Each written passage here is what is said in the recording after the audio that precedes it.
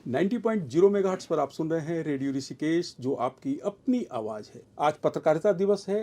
हर साल 30 मई को हिंदी पत्रकारिता दिवस मनाया जाता है। आज ही के दिन 1826 में हिंदी भाषा का पहला अखबार उदंत मार्तंड प्रकाशित हुआ। यह कोलकाता से प्रकाशित साप्ताहिक अखबार था। सभी को पत्रकारिता दिवस की बहुत सारी शुभकामनाएं।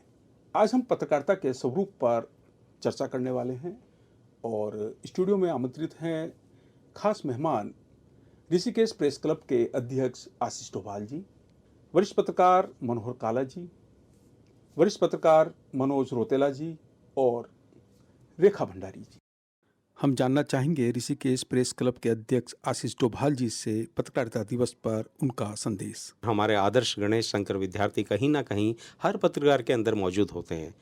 और हम बात करें स्वतंत्रता संग्राम आंदोलन की, उस समय के पत्रकारिता के दौर पे जो काम गणेश शंकर विद्यार्थी उस समय कर गए हैं, वो काम आज के पत्रकार को सीख लेके कहीं ना कहीं अपने अंदर थोड़ा बहुत रखें, और चाहे वो बिजनेस के तौर पे कर रहे हैं, चाहे पत्रकारिता वो किसी भी रूप में कर रहे हैं, उसको आगे बढ़ाते चले। हम पूरे प्रेस क्लब की ओर से सारे वरिष्ठ पत्रकार, हमारे काला जी हैं, मनोज भाई हैं, रेखा है और पांडे साहब आप खुद हैं, हम सब की तरफ से गणेश शंकर विद्यार्थी को भावभीनी हम सादर प्रणाम करते हैं और अपनी तरफ से सब उनको याद करते हैं और नमन करते हैं कि पत्रकारिता का जो दौर उन्होंने सिखाया है, हम सबको एक पीढ़ी के रूप में दिया है, उसे पीढ़ी दर पीढ़ी ले जाने का हम अपनी पत्रकारिता में प्रयास करेंगे। और सादर नमन है उस व्यक्तित्व को जिसने पत्रकारिता की राह पूरे हिंदुस्तान को हिंदी पत्रकारिता की राह दिखाई है। बहुत बहुत धन्यवाद डोभाल जी। मैं आशीष डोभाल जी आपसे जानना चाहूँगा कि पत्रकारिता के स्वरूप में, खासकर संसाधनों के मामले में बात करें तो कितना बदलाव देखते हैं? पांडे जी, आपको और सभी सुनने वालों को प्रेस क्लब ऋषिकेश की तरफ से प्यार भरा नमस्कार। आपने जहाँ तक बात करी है स्वरूप की, तो पत्रकारिता का स्वरूप दिन प्रतिदिन बदलता जा रहा है और हम देख रहे हैं कि लगातार इसमें जो बदलाव आ रहे हैं वो या तो टेक्नोलॉजी के हिसाब से आ रहे हैं, दूसरा परसेप्शन जो है युवाओं को लेकर है। हमारे पत्रकारिता में अब धीरे धीरे एक बहुत बड़ा बदलाव आ गया है। न्यू मीडिया जो आया है उसने पूरी एक क्रांति ला के रख दी है कि अगर उत्तराखंड के परिचय में बात करें तो कहीं पे भी अगर कोई छोटी सी घटना घट रही है तो तुरंत ही वो नेशनल लेवल पर हाईलाइट हो जाती है। गांव के जो पत्रकार हैं, सिटीजन जर्नलिस्ट हैं, वो उसको आगे लेके आ रहे हैं। इस हम कह सकते हैं कि पत्रकारिता का जो दौर है इस समय वो हाईली टेक्निकल हो गया है और जो युवा हैं इसमें अपना भागीदारी को निभाते जा रहे हैं। इससे स्वरूप में बहुत बड़ा बदलाव आया है। और जो पत्रकारिता हम पुराने ज़माने में करते थे आज से 20 साल पहले की, उसको अगर हम याद करें तो और उसकी आज आप आपस की जो दूरी हम देखें तो दूरी इतनी बढ़ गई है कि पत्रकारिता उस समय की हम आराम के साथ करते थे, लेकिन संसाधन और दूरी का जो हमारे पे तय करना पड़ता था समय, उसमें बहुत ज़्यादा समय लगता था। अखबार छपने में पूरा 24 घंटे का जो समय लगता है, उस दूरी को सोशल मीडिया ने इस समय बिल्कुल ख़त्म कर दिया है। और न्यू प्लेटफॉर्म पे जो लगातार न्यूज़ पोर्टल आ रहे हैं वो जगह जगह छोटे छोटे गांव की छोटी छोटी खबरों को लेकर सामने आ रहे हैं, जिससे हमारे आने वाली जो जनरेशन है उन्हें तुरंत ही सूचनाओं का आदान प्रदान हो रहा है। जी पंडित जी। डोभाल जी, मैं आपसे जानना चाहूँगा कि कोई एक ऐसा संस्मरण जो आपको उस समय की चुनौतियों की याद दिलाता है? पांडे जी, आप भी हमारे साथी रहे हैं, पुराने साथी रहे हैं, आपने भी वो दौर देखा है, हमने भी वो दौर देखा है। उत्तराखंड का निर्माण हो रहा था। मैं अपने संस्मरण में बात सुनाना चाहता हूँ जो यहाँ उत्तराखंड से जुड़ी हुई है। टिहरी गढ़वाल में टिहरी डैम बनना शुरू हुआ था और टिहरी डूबने का सिलसिला और लोगों का पलायन शुरू हो रहा था। अपनी धरती को छोड़ने की जो पीड़ा होती है उसको हम लोग कैमरे में समेट कर कैसेट के माध्यम से टिहरी में कवर करते थे और उसको दिल्ली तक पहुंचाना हमारे लिए चैलेंज की बात होती थी। होता ये था कि पहले हम टिहरी जाकर उसको कवर करते थे, उसके बाद पूरा जो टेप होता था उसको लेकर देहरादून पहुंचते थे और वहां ट्रेन या बस के माध्यम से हम उसको ड्राइवर कंडक्टर को पकड़ाने के बाद या ट्रेन में गार्ड को पकड़ाने के बाद दिल्ली में अपने रिपोर्टर्स जो होते थे उन साथियों को बोलते थे कि आप वहाँ फलाना जो एक टी स्टॉल हुआ करता था कि वहाँ से जाके आप वो पैकेट पिकअप करें और उसके बाद वो खबर अगले दिन प्रसारित होती थी। तो एक समय का जो अंतर था वो धीरे धीरे इतना बढ़ जाता था कि एक खबर को दूर तक पहुँचने में काफ़ी समय लग जाता था। और वो एक जो हमारा कसमकस होता था समय का, उसमें दूरी, थकान और ये सारी चीज़ें भूल के भी पत्रकार पूरी मेहनत के साथ लगा रहता था और खबरों को पहुंचाना एक जुनून की तरह वो निभाता था। लेकिन उस समय का जो पत्रकारिता थी, उस समय युवा अवस्था भी थी और एक जुनून भी था कि हम अपनी दूरियों को, अपने उत्तराखंड की जो पगडंडियाँ हैं उनको नापने के बाद भी दिल्ली के जब टेलीविज़न में हम अपना खबर देखते थे तो एक बड़ा ही सुखद अनुभव होता था कि हमने अपनी जनता की आवाज़ को दूर दर्शकों तक पहुंचाया है। तो एक बड़ा एक सुखद अनुभव भी था, लेकिन एक पीड़ा भी थी कि उस समय हम टेक्नोलॉजी के रूप में कितने पिछड़े हुए थे और ये हमारी जनरेशन ने ये दोनों रूप को बदलते हुए इस समय देख लिया है। और आज का वर्तमान का जो दौर है उसमें चुटकी बजाते हुए मोबाइल के द्वारा तुरंत ही वो खबर नेशनल चैनल में प्रसारित हो रही है। ये बड़ी खुशी की बात है। डोभाल जी, आपने पुरानी बातों को याद दिलाया है और मेरा भी एक ऐसा ही संस्मरण है। और संस्मरण यह है कि मैं ऋषिकेश में पत्रकारिता कर रहा था। लगभग 20-21 साल पुरानी बात है। जिस क्षेत्र में हमारा दफ्तर था वहाँ लाइट को 2-3 दिन नहीं आना था। एक ऐसी सूचना दी गई थी, कुछ फॉल्ट आ गया था। अब हुआ क्या कि अब हम खबरों को कहाँ टाइप करें, और खबर अगर टाइप भी हो जाती हैं, हमारे सिस्टम में आ भी जाती हैं, तो उनको हम भेजें कैसे, क्योंकि मोडम एक ही जगह फिट था, क्योंकि जो इंटरनेट की वायर थी वो एक ही जगह थी। अब हुआ क्या कि हमने जो है किसी दूसरे क्षेत्र में जहाँ लाइट आ रही थी वहाँ पर जाकर खबरों को टाइप किया। MS DOS पर काम होता था। जी जी और खबरों को टाइप किया, और उसके बाद अब उसको भेजें कैसे, जी अब ये सवाल खड़ा हो गया। फिर हुआ क्या कि हमने CPU को ही, पूरे CPU को लेकर मैं नटराज चौक से जी देहरादून मुझे जाना था, बस नहीं मिली, रात 9 बज गए थे। मैं एक ट्रक में बैठा और CPU को लेकर मैं उस दफ्तर तक गया। जी जी प्रिंस चौक उतरा, प्रिंस चौक से फिर मैंने विक्रम पकड़ा, विक्रम पकड़कर फिर मैं उसको CPU को लेके जा रहा हूँ रात को 9:30 जी बजे 10 बजे, और मैं फिर दफ्तर में ले गया। मैंने कहा ये हैं आपकी खबरें। तो वो दौर भी देखा है। जी और ये बात हम लोगों के लिए बहुत सही है, और हम साक्षी हैं उस दौर के और इस दौर के, जहाँ आप कह रहे हैं कि चुटकी बजाते ही आप खबर को संप्रेषित कर देते हैं। मैं काला जी से जानना चाहूँगा, आपका भी कोई एक संस्मरण जानना चाहूँगा काला। देखिए पांडे जी, पहले जो पत्रकारिता थी उसमें बड़ी चुनौतियां थी, बहुत कठिन हुआ करता था उस समय कहीं भी जाना, किसी चीज़ को संग्रहित करना। और एक समय का मैं किस्सा याद दिला रहा हूँ आपको, ये करीबन उत्तराखंड आंदोलन के समय की बात है। तो उस समय फोटोग्राफी जो हमारे जो है बड़ी एक चुनौती हुआ करती थी, और उन फोटोग्राफी को कलेक्ट करने के बाद उनको भेजना उस समय में बहुत कठिन था। तो उसके हम क्या करते हैं, जैसे एक दिन पहले फ़ोटो हम खींचते थे, वो फ़ोटो जो है दूसरे दिन जो है भेज पाते थे, उसको प्रिंट करना, फिर यहाँ लैब में जाना। उस समय ऋषिकेश में लैब, एक आध लैब हुआ करती थी, वहाँ भी बड़ी भीड़ रहती थी। तो उनसे बड़ी मुश्किल से मिन्नत करके, भैया हमारी ज़रा पहले जल्दी निकाल दीजिए, फिर उनको कलेक्ट करना, फिर रोडवेज़ की बस से उसको भेजना। तो वो पहले जो है हमारी खबरें जो है एक दिन बाद लगा करती थी। जैसे हमने अगर आज भेजी तो एक दिन बाद वो आती थी। लेकिन उस समय एक अलग ही तरह का उत्साह था आंदोलन के दौरान लोगों में, कि वो बड़े उत्सुक रहते थे पढ़ने के लिए। उस समय जितने भी दैनिक समाचार पत्र हुआ करते, खासकर प्रिंट को लेकर बड़ा लोगों में एक उत्साह सा था। तो उस समय की आज देखकर आज बड़ा होता है कि आज कितना फास्ट हो गया है पत्रकारिता, बहुत तेज़ हो गई है हर तरह से, कितनी सूचना क्रांति में बदलाव आ गया है।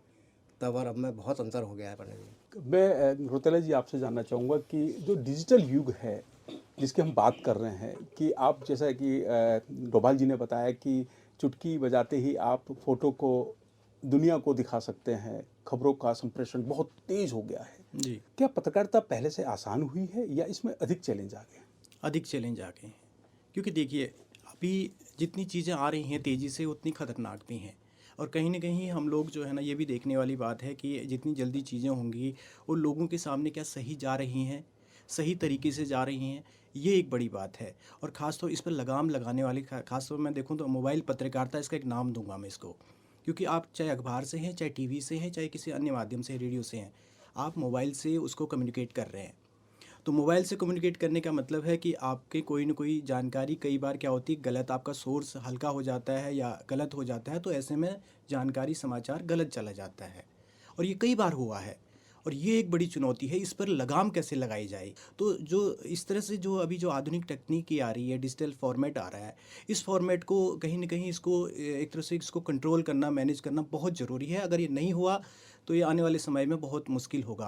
अभी सर ने बताया कि मीटिंग है हमारी, तो मीटिंग कंट्रोल करने के लिए है एक तरह से, उनको पता होता है क्या प्लान करना है आज दिन में, क्या स्टोरीज आपने भेजी है और क्या स्टोरीज नहीं आए। तो ये चीज़ें होनी बहुत ज़रूरी है सर। डिजिटल मीडिया ने इसको बड़ी चुनौती अब सामने रख दी है हमारे सामने, और ये हमें आने वाले समय के लिए इस चीज़ को अब डिसाइड करना पड़ेगा, ये नहीं तो ये अनकंट्रोल हो जाएगा बहुत ज़्यादा जो है, और एक नई चुनौती बनकर सामने आ रही है। मैं डोभाल जी से जानना चाहूँगा किस तरह से देखते हैं इसको, जो न्यू मीडिया की हम बात करते हैं, जो सोशल मीडिया जर्नलिज्म की हम बात करते हैं, किस तरह से देखते हैं सर? पांडे साहब, जैसे बदलाव टेक्नोलॉजी में आया है उसी तरह पूरा जो चलन है वो पत्रकारिता में भी आ गया है। गणेश शंकर विद्यार्थी की बात करें तो उस समय एक मिशन पत्रकारिता का हुआ करता था। पत्रकारिता को बिल्कुल मिशन के साथ था। चाहे हम अपने आंदोलन की बात करें, स्वतंत्रता आंदोलन में पूरा इसका एक दौर रहा है पूरी पत्रकारिता का। लेकिन जैसे जैसे दौर बदलता रहा तो बिजनेस पत्रकारिता पे कहीं न कहीं हावी होता चला गया, और जो आज का दौर है वो पूरी तरह से प्योर बिजनेस के रूप में सामने आ रहा है। इसमें पत्रकारिता के जो नियम कायदे थे वो कहीं ना कहीं पीछे छूटते जा रहे हैं, और ये बदलाव जो है धीरे धीरे आगे और तेज़ी के साथ बढ़ेगा, क्योंकि अब युग जो है वो डिजिटल का युग है। डिजिटल में हो क्या रहा है, इतने सारे पत्रकार जो हैं में सामने आ रहे हैं, चाहे उन्होंने पत्रकारिता की शिक्षा ली है या नहीं ली है, उसका खामियाजी भी हम देख रहे हैं लगातार डिजिटल में सामने आ रहा है। तो कहीं ना कहीं हमें इस पे एक रेगुलेशन लगाना पड़ेगा, रोक लगानी पड़ेगी, और एक अंकुश इस तरह का सरकार को लगाना पड़ेगा, और एक पत्रकारिता की जो स्थिति है वो कहीं ना कहीं बेहतर बन सके। इसको बनाना अभी सरकार के लिए भी बड़ी चुनौती सी बन गई है, क्योंकि पत्रकारिता पीछे छूटती जा रही है और दूसरे जो चीज़ें हैं वो हाईलाइट होती जा रही हैं। जी डोभाल जी, जैसा कि आपकी बात से मुझे महसूस हो रहा है और आपकी बात से को मैं जो समझ पा रहा हूँ वो ये है कि जो जर्नलिज्म में जो भागदौड़ इस समय हुई है और बहुत सारी चीज़ें जो चेंज आया है, जिस न्यू मीडिया की हम बात करते हैं, सोशल मीडिया की हम बात करते हैं, उसमें अपुष्ट खबरें भी चल रही हैं, वो सूचनाएं भी चल रही हैं जिनकी पुष्टि नहीं हुई है। और ये जो इस समय का दौर है डिजिटल दौर, उसमें ज़्यादातर खबरें इस तरह की सामने आ रही हैं। जो सीरियस पत्रकार हैं वो अपनी पत्रकारिता कर रहे हैं, उनको लोग पढ़ते भी हैं। ऐसा नहीं है कि जो पाठक हैं या श्रोता हैं या दर्शक हैं वो सिर्फ इस तरह की खबरों का आनंद लेते हैं, लेकिन हमारे यहाँ पढ़ने का जो रिवाज था वो धीरे धीरे ख़त्म हो रहा है। ये है कि सनसनी कैसे पैदा की जाए और सनसनी को कैसे देखा जाए और एक दूसरे से सर्कुलेट किया जाए, उससे कहीं ना कहीं प्रशासन के लिए भी मुसीबत खड़ी हो रही है और आम आदमी कहीं ना कहीं उससे परेशान हो रहा है। अगर हम आज ही के दौर की बात करें, पिछले हफ्ते की बात करें, G20 को लेके एक फेक न्यूज़ इस तरह की हुई कि पूरा ऋषिकेश को जीरो जोन कर दिया जाएगा, तो इससे लेकर पूरा जो यात्रा चल रही थी कहीं ना कहीं उस पर भी असर पड़ा है। लोग परेशान होकर फ़ोन कर रहे हैं, पूछ रहे हैं कि इस तरह का हम आएंगे तो कैसे आएंगे और जाएंगे तो कैसे जाएंगे। बाद में प्रशासन को पुष्टि करनी पड़ी कि इस तरह की खबर अगर चली तो उन पर कहीं ना कहीं केस किया जाएगा। तो पांडे जी, बड़ा अजीब सा माहौल इस समय पत्रकारिता में देखने को मिल रहा है। समाज में सूचनाओं का प्रसारण वही होना चाहिए जो समाज के हित में है और फैक्ट वाली जानकारियां होनी चाहिए। रेखा जी हमारे बीच में हैं और मैं रेखा जी आपसे जानना चाहता हूं कि एक महिला पत्रकार के सामने किस तरह के चैलेंजेस आते हैं? सर, सबसे पहले तो न्यू मीडिया है तो चुनौती तो सबके लिए है। ये ऐसा नहीं है कि महिलाओं के लिए ज़्यादा है, लेकिन एक महिला पत्रकार जैसे कि उत्तराखंड हम देखते हैं, क्योंकि दुर्गम रास्ते होते हैं, पहाड़।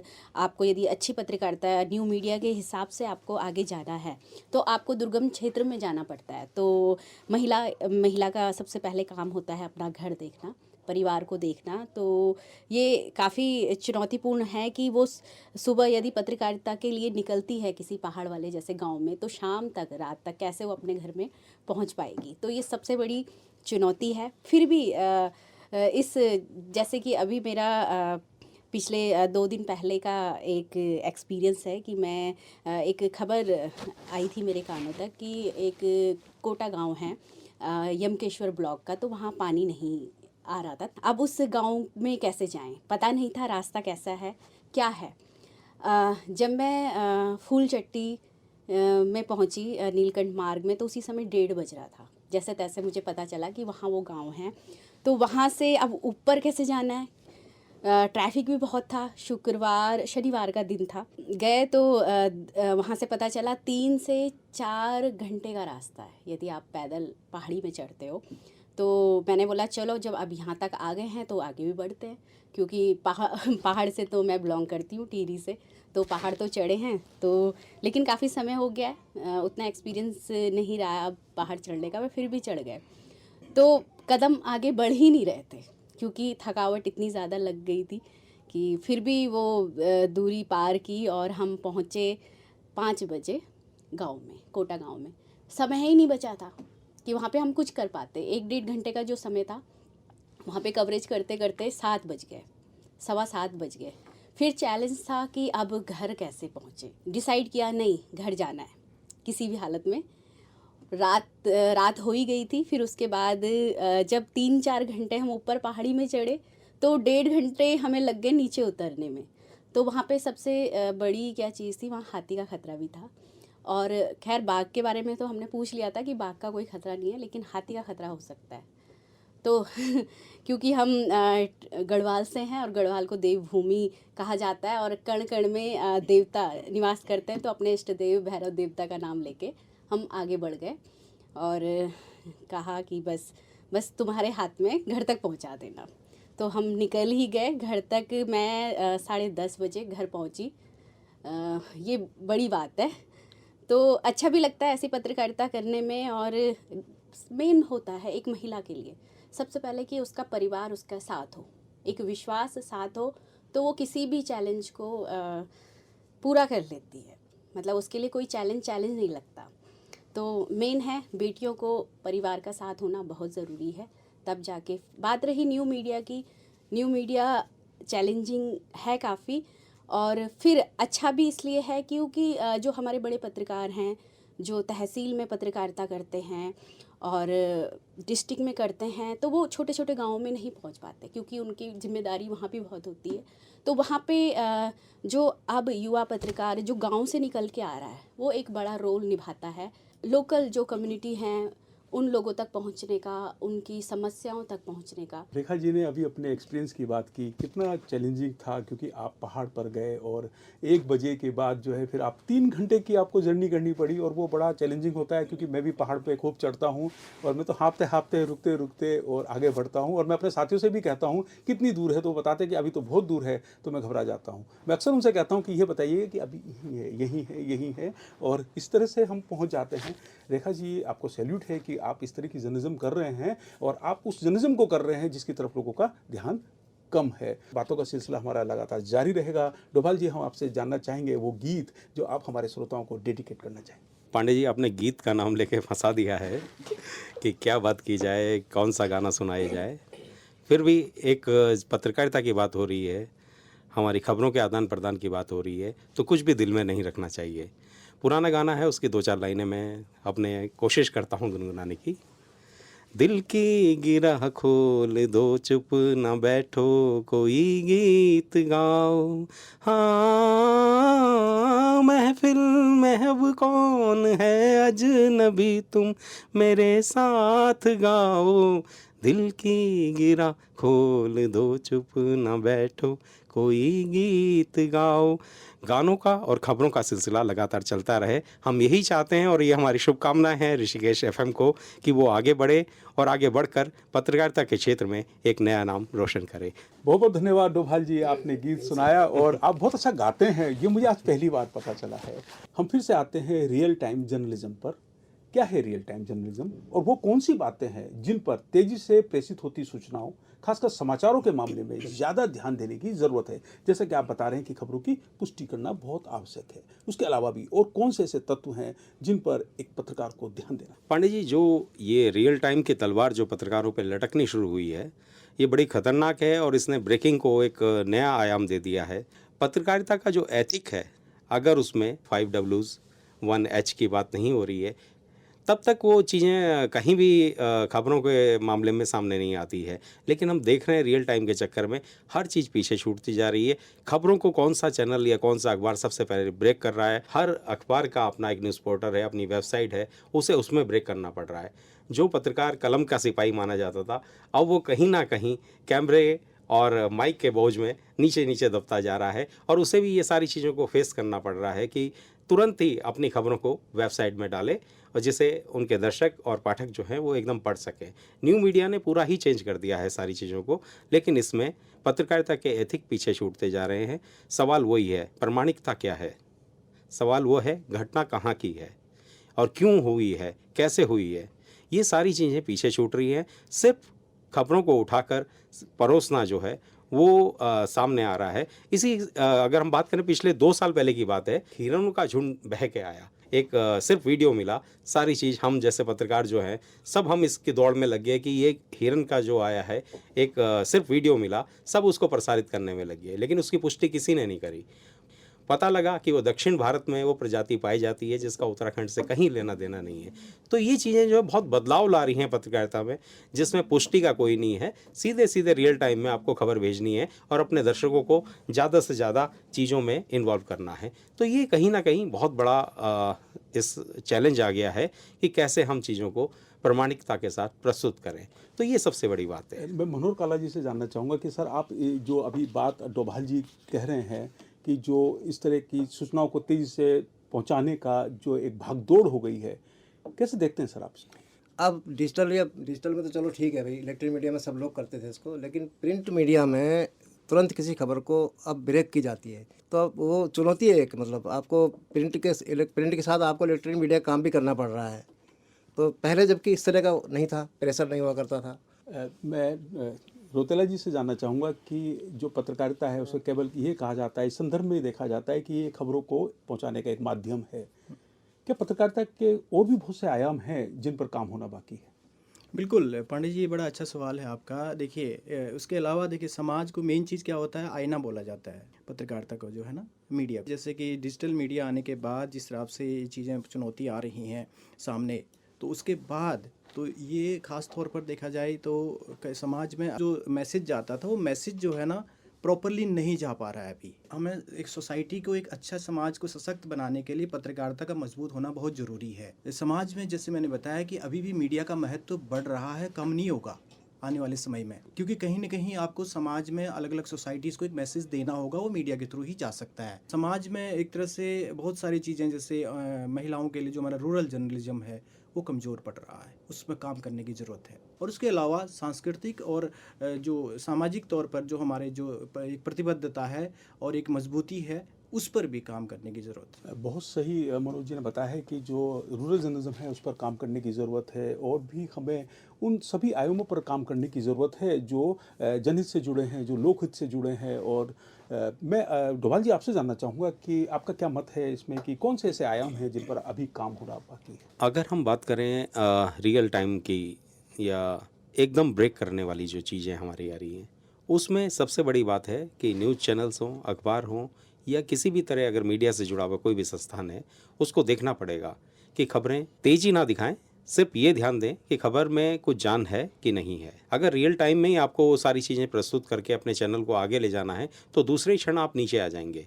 और सोशल इश्यूज़ जो है हमारे, उसको हमें ज़्यादा प्राथमिकता के साथ उठाना पड़ेगा। मनोज जी ने भी बात करी कि ग्रामीण पत्रकारिता क्या है, उसको हमें पूरा सम्मान दे के साथ में लाना पड़ेगा। लेकिन क्योंकि आने वाला जो समय है वो पानी, जंगल और ज़मीन की लड़ाई का है, अगर हम इन्हीं मुद्दों को लेकर नहीं चलेंगे तो बहुत मुश्किलें पैदा हो जाएगी। अगर हमारी चीज़ें हमारे साथ बची रहेगी, हमारी ज़मीन हमारे पास बची रहेगी, हमारी खेती हमारे पास बची रहेगी, ये चीज़ें हमें अभी से अपने जर्नलिज्म में मजबूत करनी पड़ेगी।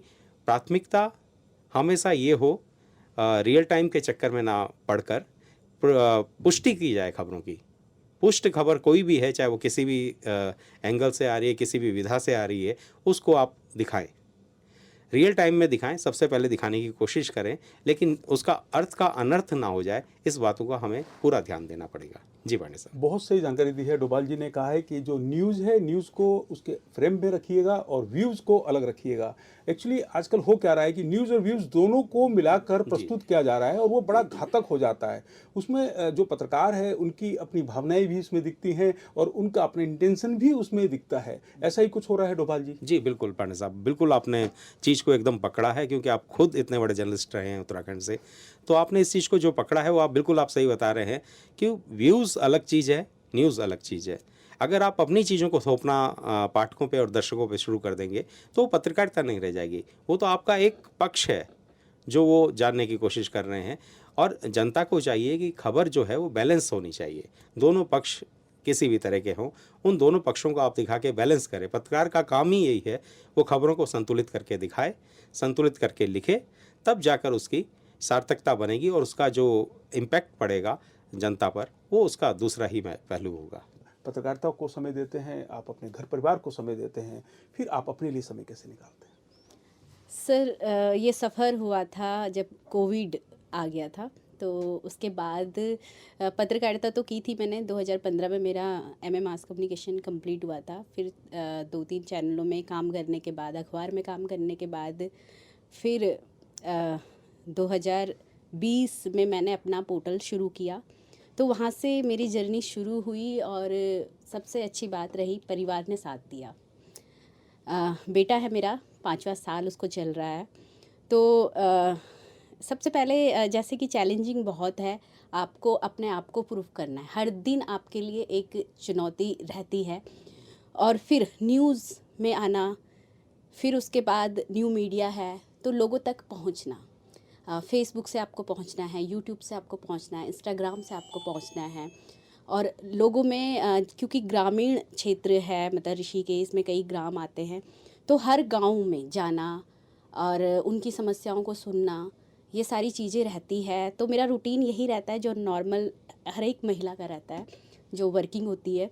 सुबह उठना, बच्चे को स्कूल के लिए तैयार करना, उसके बाद घर की साफ़ सफाई, ये सब काम अपना निपटा के फिर मैं निकल जाती हूँ कि आज ये खबर है, वो खबर है, आज कोई बच्चा टॉपर आया है, कोई बच्चा लेफ्टिनेंट निकला है। तो किस तरह से सोसाइटी को एक अच्छा मैसेज दूँ, कैसे सोसाइटी को मोटिवेट करूँ और कैसे सोसाइटी को अवेयर करूँ कि ये मत करना और ऐसा करना है। और बहुत सारी चीज़ें हैं, बहुत सी महिलाएं हैं जो कुछ कर रही हैं अपनी लाइफ में, लेकिन उनको आगे रास्ता नहीं दिखाई दे रहा है। तो उनको एक मुख्य धारा से कैसे उनकी आवाज़ को आगे पहुंचाऊं, तो गांव की किस तरह से समस्या, मतलब कोशिश रहती है कि हम जो भी रिपोर्टिंग करें उसका लोगों को फ़ायदा मिले। रेखा जी, आप एक प्रेरणा हैं, क्योंकि मैं आपको देख रहा हूं कि आपकी जो जर्नलिज्म है वो प्रतिस्पर्धा की पत्रकारिता से बहुत अलग है। आप किसी प्रतिस्पर्धा में नहीं हैं और आप एक ऐसा काम कर रहे हैं जो लोगों को प्रेरणा देते हैं, जो लोगों को हौसला देते हैं, खासकर महिलाओं को जिनके बीच आप काम करते हैं। असल मायने में कम्युनिटी जर्नलिज्म आप कर रहे हैं।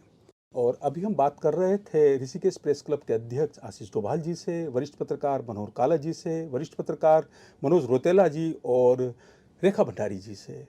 आपसे बात करके हमें बहुत अच्छा लगा और मैं तो चाहता हूं कि इस बातचीत के इस क्रम को लगातार जारी रखें, पर अब समय हो गया है इस कार्यक्रम के समापन का। मैं आभार व्यक्त करता हूं और आप सबको पत्रकारिता दिवस की बहुत सारी शुभकामनाएं रेडियो ऋषिकेश की ओर से। 90.0 मेगाहर्ट्ज पर आप सुन रहे हैं रेडियो ऋषिकेश, जो आपकी अपनी आवाज़ है। इस कार्यक्रम के संबंध में आप कोई सुझाव देना चाहते हैं तो आप हमें व्हाट्सअप कर सकते हैं। हमारा व्हाट्सअप नंबर है 9411392967। मैं रिपीट कर रहा हूँ, 9411392967। धन्यवाद।